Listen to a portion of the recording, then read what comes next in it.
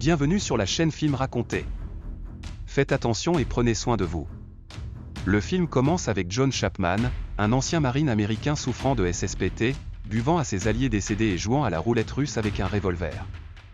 Il tente de se tuer, mais ne peut pas car heureusement, une balle n'est pas dans la fente de tir. Ensuite, John Chapman de White est dans un dépanneur en train d'acheter de l'alcool lorsque deux voleurs armés ont fait irruption dans le magasin. L'un des voleurs a un fusil de chasse et le pointe sur Chapman, mais l'ex-soldat semble imperturbable. Il met le fusil de chasse du voleur sur sa tête et demande à être abattu, mais le voleur traite Chapman de fou. Le marin passe ensuite à tabac les deux voleurs et rend au propriétaire du magasin sa monnaie volée. Nous voyons ensuite Chapman à la maison, aux prises avec son SSPT, hyperventilant et faisant des exercices rigoureux, afin de se distraire et de se concentrer. Au milieu de la nuit. Alors qu'il dort, il entend frapper à la porte et découvre que c'est sa sœur Cindy. Les deux dînent ensemble le lendemain et Cindy découvre que John n'a pas pris ses médicaments prescrits pour son SSPT. John lui dit qu'il va bien et qu'il déteste prendre le médicament de toute façon. À l'inverse, il demande à Cindy si elle va bien. Elle lui dit qu'elle l'est, mais son langage corporel semble suggérer le contraire. Le lendemain, Cindy s'envole pour le Brésil et nous passons à une scène avec deux policiers, dont l'un s'appelle Catarina.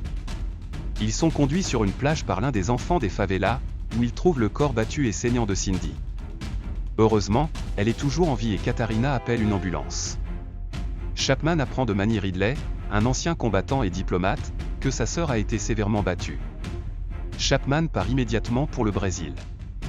Dans la scène suivante, on voit Catarina distribuer des sodas aux habitants de la favela, lorsque des coups de feu sont tirés. Elle et son partenaire se précipitent sur les lieux pour constater que les détectives Santo et Bororo ont déjà appréhendé les suspects. Cependant, les habitants des favelas renversent rapidement les rôles des policiers, braquant leurs armes sur eux en un éclair. Santo leur demande alors d'opposer leurs meilleurs combattants aux meilleurs combattants de la police dans un pari. Si la police perd, elle part et libère tous ceux qu'elle a arrêtés. S'ils gagnent, ils partiront et continueront de revenir jusqu'à ce que l'agresseur de Cindy soit retrouvé. Le résultat est une confrontation entre le détective Carlos Bororo et le meilleur combattant de la favela. Bororo fait un travail léger sur le combattant et Santo assure aux gens qu'ils reviendront. John rencontre ensuite Manny et Santo, le détective permettant à l'ex-marine d'enquêter sur la scène du crime avec l'officier Catarina. Plus tard, quand John va rendre visite à sa sœur à l'hôpital, il trouve une infirmière asiatique en train d'injecter quelque chose à Cindy. John ne soupçonne rien de cela jusqu'à ce que sa sœur commence à avoir des convulsions. Sur quoi les médecins tentent de la stabiliser et disent à Chapman qu'il n'y a pas d'infirmières asiatiques sur leur liste de paix et que c'était une tentative de tuer Cindy. John est alors vu à l'endroit où le corps de sa sœur a été retrouvé, et il tente d'enquêter sur un jeune homme qui traîne sur les lieux, portant le collier de sa sœur. Après quelques combats avec les habitants, il est révélé à John que le jeune homme, Kuka, fait partie des personnes que Cindy a aidées lors de son travail dans les favelas. Et que le collier était aussi un cadeau de sa part. Kuka procède ensuite à donner le journal de Chapman Cindy, dans lequel certaines pages ont été arrachées de façon suspecte. Chapman utilise ensuite du papier de verre pour révéler un secret qui y est caché. Il appelle le numéro écrit et organise un rendez-vous avec l'homme de l'autre côté du téléphone, Bruno. Bruno dit à John que Cindy avait enquêté sur les disparitions de prostituées dans les favelas, en utilisant ses relations. Elle avait arrangé une rencontre avec quelqu'un qui pouvait tout faire éclater, et avait demandé à Bruno de prendre des photos de la rencontre, ayant travaillé avec le photographe dans le passé. Bruno a dit qu'il avait donné les photos originales à Cindy et qu'il garderait les copies comme assurance pour lui-même, mais Chapman est capable de les lui enlever. Alors que Bruno va s'asseoir dans la voiture, celle-ci explose, déclenchant le SSPT de Chapman. Près de la scène du crime, il voit une femme asiatique qui ressemble exactement à cette infirmière. Elle s'échappe dans une voiture après que John ait donné la chasse, après quoi il est attaqué par des assaillants armés inconnus. John est capable de se défendre, et finalement, les tireurs au volant doivent s'échapper. Pendant ce temps, Chapman et Manny Ridley enquêtent sur les photos que John a réussi à obtenir. Les deux se rendent compte que les Yakuza pourraient être impliqués, et ils se rendent dans une boîte de nuit avec des liens Yakuza pour enquêter sur l'homme qui a été capturé en train de conclure un accord avec Cindy sur les photos. Il se rend à la boîte de nuit et parvient à affronter l'homme, Digi Lima. L'homme dit à Chapman qu'il est un passeur et que Cindy a pu l'attraper en train de conclure un accord et la confronter à ce sujet. Malheureusement pour elle, le client de Lima était aussi, regardait, et était probablement derrière l'attaque contre Cindy.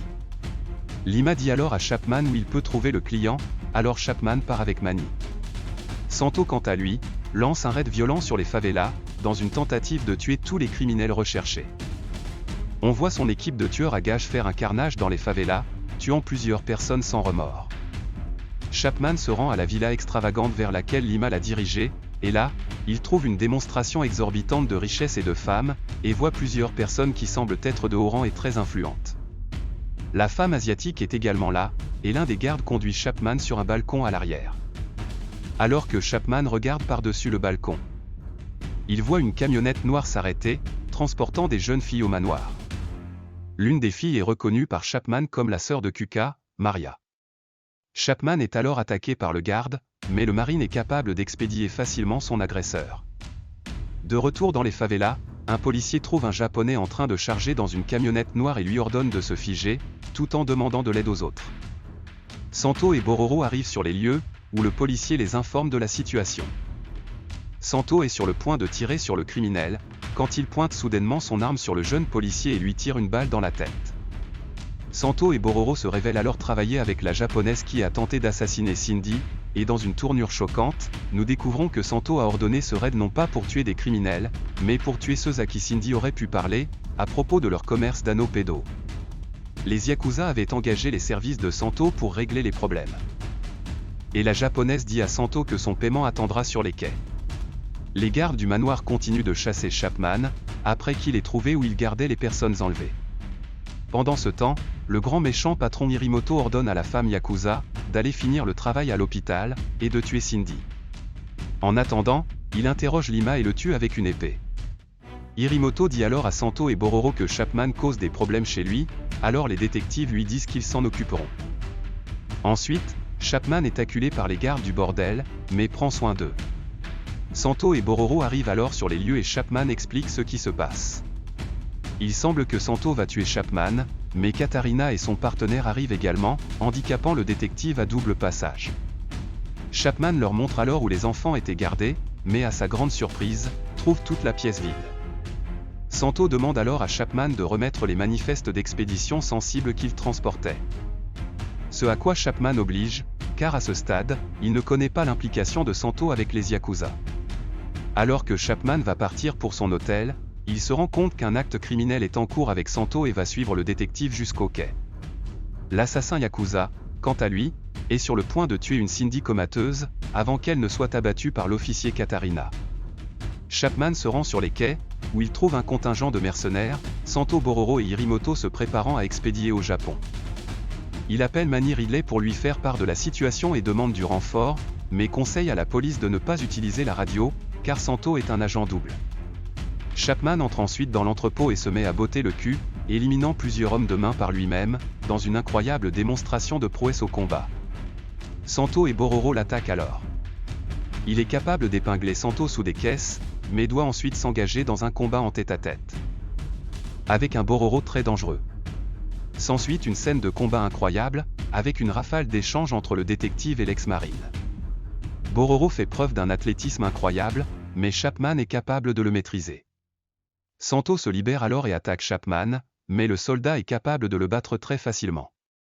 Bororo et Santo sont capables de se relever en même temps, et alors que Chapman les regarde tous les deux, il est presque coupé par derrière par Hirimoto, esquivant de justesse son coup d'épée. Les trois l'attaquent alors en même temps, et un combat passionnant s'ensuit. Chapman est en grand danger et est coincé, mais il parvient à déclencher une tempête de coups de poing sur Santo. Lui cassant les côtes et envoyant également le couteau de Santo à travers le pied de Bororo. Chapman affronte ensuite Hirimoto 1 contre 1. Le Marine commence à utiliser 2 tuyaux en céramique comme matraque et combat Hirimoto qui brandit l'épée. Le patron de Yakuza est capable de donner une coupe à Chapman, Chapman renverse alors les rôles sur Hirimoto et le met à genoux. Cependant, le patron de Yakuza sort alors une arme à feu et tire sur Chapman, disant au Marine que sa sœur s'est battue davantage. Cela enrage John, qui explose sur Hirimoto et le bête avec quelques coups de tuyau rapides. Hirimoto se relève, mais Chapman lui tire dessus à plusieurs reprises. Alors qu'il meurt, Santo nie toute implication dans l'attaque presque mortelle de Cindy, donne à Chapman la clé d'un casier rempli de preuves incriminantes et demande une arme à feu pour se suicider. Chapman est d'accord, le Marine sauve également les personnes enlevées et les transporte en lieu sûr à l'arrivée de la police. Cindy est également vue éveillée et en convalescence, mais souffre d'un grave traumatisme crânien qui mettra plusieurs années à guérir. Plus tard dans un café, Ridley propose à Chapman un poste d'agent au département d'État, ce qu'il accepte, car l'État prendra alors soin de sa sœur. La fin. Merci d'avoir regardé. Abonnez-vous si vous souhaitez voir plus de vidéos comme celle-ci. Activez les notifications et laissez un like pour aider la chaîne.